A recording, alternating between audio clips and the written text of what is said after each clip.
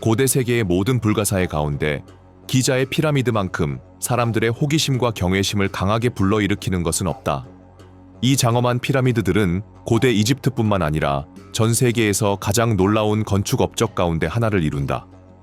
오늘날 카이로 인근 나일강 서안에 자리 잡은 이들은 그 문명의 창의성과 권위를 영원히 상징한다. 이 복합 단지는 쿠프 왕의 대피라미드, 카프레 왕의 피라미드, 멘카우레 왕의 피라미드라는 세 개의 주요 피라미드와 부속 피라미드, 장례 신전, 그리고 상징적인 스핑크스를 포함한다. 기원전 3000년기에 건설된 이 거대한 유적지는 종교적, 정치적, 예술적 열망이 융합되어 파라오를 기리고 그들의 불멸로 가는 여정을 보장하며 백성과 적의 눈앞에서 그들의 지배력을 과시하던 중심지였다. 피라미드를 기자 고원에 세우기로 한 결정은 의도적인 것이었다. 나일강 계곡을 따라 여러 네크로폴리스가 존재했지만 기자는 석회암층으로 이루어진 견고한 기반함 덕분에 이 거대한 구조물의 막대한 무게를 지탱할 수 있어 특별히 적합했다. 또한 나일강과 가까워 투라에서 가져온 고품질 석회암과 아스완에서 가져온 화관감 같은 건축 자재의 운송이 용이했다. 당시 유적지 인근에는 고대 나일강 운하가 흐르고 있었으며 이를 통해 대형 석재를 직접 건설 현장으로 운반할 수 있었고 이는 방대한 노동력을 동원하는 데 큰 도움이 되었다. 피라미드의 발전은 사각형 벽돌이나 석재로 만든 마스타바라는 무덤에서 시작해 계단식 피라미드를 거쳐 마침내 매끈한 사면 피라미드로 이어진 장례 관습의 변천사로 거슬러 올라갈 수 있다. 이집트인들에게 파라오는 단순한 통치자가 아니라 마아트라 불리는 우주의 질서를 유지하는 신성한 존재였다.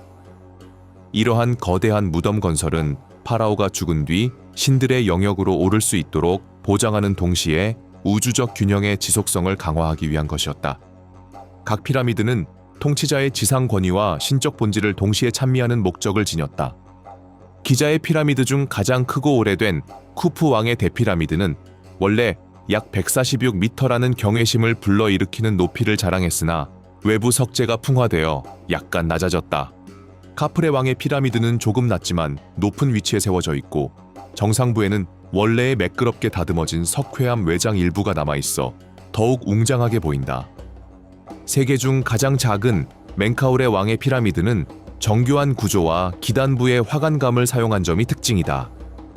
각 피라미드의 건설에는 기하학과 천문학에서 놀라운 수준의 정밀함이 요구되었으며 각 면은 정확히 방위에 맞춰졌고 기초는 놀라울 만큼 규칙적으로 설계되었다.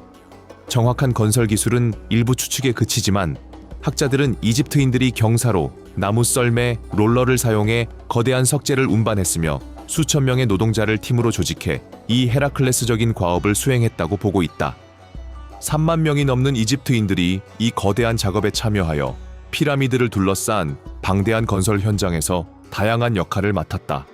석재를 깎고 운반하는 노동자들 외에도 사업을 감독하는 건축가, 노동자의 건강을 돌보고 기본 의료 시술을 하는 의사, 석관과 내부 벽, 장식 요소를 꾸미는 예술가 등이 포함되었다. 이 치밀한 노동 분업은 혹독한 사막 기후 속에서 건설 효율을 유지하기 위해 필수적인 고도의 조직력을 보여준다. 오랫동안 이어져 온 과정과 달리 최근의 고고학적 증거는 피라미드가 노예들만의 손으로 지어진 것이 아님을 시사한다. 노동자들의 거주지와 묘지를 연구한 결과 대부분은 매년 나일강 범람기에 징집된 계절 농부들이었으며 이 시기에는 농사일이 불가능했다. 이들 중 다수는 건설 현장 근처의 전용 노동자 마을에 거주하며 노동의 대가로 음식과 돌봄을 받았다. 석공과 목수 같은 숙련공들은 전문성을 이유로 고용되었고 사회적 인정과 혜택을 누렸으며 이는 역사적으로 전해지는 대규모 노예 노동의 이미지와는 거리가 있었다. 역사적 조사에 따르면 기자 피라미드 단지의 완성에는 약 200년이 걸렸으며 그동안 연이은 통치자들이 추가 피라미드, 신전, 부속 건물 등 새로운 구조물을 더했다. 시간이 흐르면서 건축 기술은 더욱 정교해져 구조적 약점이 줄고 석재 운반이 개선되었다.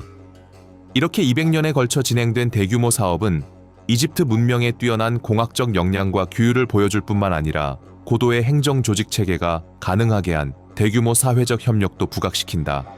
피라미드는 주로 기자 고원 인근 채석장에서 채취한 현지 석회암으로 지어졌다. 이 석재는 내구성이 뛰어나면서도 가공이 용이하여 구조물의 핵심을 이루었다. 외부의 매끄러운 외장에는 투라산 고급 석회암이 사용되어 태양 아래에서 빛나며 거의 반사되는 듯한 외관을 제공했다. 한편 아스완산 화강감은 내부방, 석관, 멘카울의 왕 피라미드 하부, 장례 신전의 거대한 기둥 같은 마감 부분에 사용되었다. 이 석재를 채석하고 다듬는 과정에는 구리 도구, 도레라이트 망치, 석영 모래 연마제 등 정교한 기술이 필요했다. 수톤에 달하는 거대한 석재를 들어 올리고 이동시키기 위해 연구자들은 건설 중인 피라미드의 측면을 따라 경사로를 설치했다고 추정한다. 이 석재들은 나무 썰매에 실려 밀리거나 끌려 운반되었으며 이는 자원, 식량, 의료까지 세심하게 관리해야 하는 정교하게 계획된 물류 작업이었다는 것이 건설지 인근 거주지 유적에서 확인된다.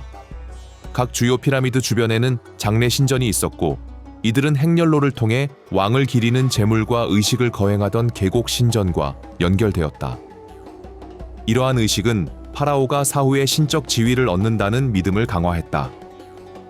카프레 왕의 피라미드 옆에는 안반을 깎아 만든 거대한 스핑크스가 서 있는데 이는 사자 몸에 인간의 머리를 한 형상으로 아마도 파라오를 네크로폴리스의 영원한 수호자로 묘사한 것으로 보인다. 스핑크스는 이 장소의 신성함을 한층 강조하며 상징성과 예술적 가치가 영속하는 기념물을 만들어낸 장인 정신을 보여준다. 수천 년 동안 버텨왔지만 피라미드가 손상으로부터 완전히 자유로웠던 것은 아니다. 사막 바람, 지하수의 변동과 같은 자연 요인이 침식과 불안정을 야기했다. 또한 중세와 초기 이슬람 시기에 새로운 건축 자재 확보를 위해 석재가 채취되면서 피라미드의 원래 석회암 외장의 상당 부분이 제거되었다.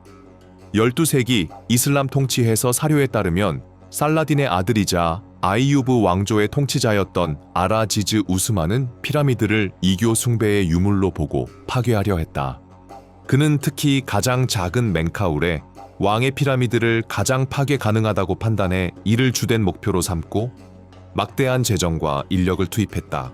그러나 구조물의 놀라운 견고함은 그의 시도를 무위로 돌렸다. 일부 석재가 제거되고 약간의 손상이 발생했지만 피라미드는 대체로 온전했고 이 값비싸고 비현실적인 시도는 곧 중단되었다. 수세기 동안 쿠프 왕의 대피라미드는 세계에서 가장 높은 인공 구조물로 군림했다. 원래 높이는 약 146m였으며 3,000년이 넘는 세월 동안 여러 역사적 시대와 문화 변화를 거치면서도 그 기록을 유지했다. 이 기록은 서기 1311년 영국 링컨 대성당의 건설이 완료되면서 깨졌다. 19세기와 20세기에 관광이 급증하자 보존 노력이 필요해졌고 보호 법령과 복원 계획이 시행되었다.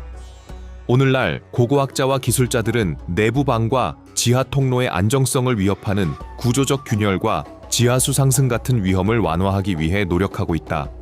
고대 세계의 7 불가사의 가운데 유일하게 남아있는 유산으로서 기자의 피라미드는 인류의 집단적 상상 속에서 독보적인 위치를 차지한다. 수세기 동안 학자, 탐험가, 여행자들은 그 거대한 규모에 감탄하며 신비한 해석에서 외계인의 개입을 추측하는 설에 이르기까지 다양한 이론을 제시해왔다. 이러한 이론 가운데 일부는 환상적이지만 그 복잡성과 장대함으로 인해 이 기념물이 지닌 지속적인 매력을 반영한다. 그러나 피라미드의 건설을 전적으로 외계 생명체에 귀속시키는 것은 인류의 문제, 해결 능력과 창의력을 과소평가하는 것이다.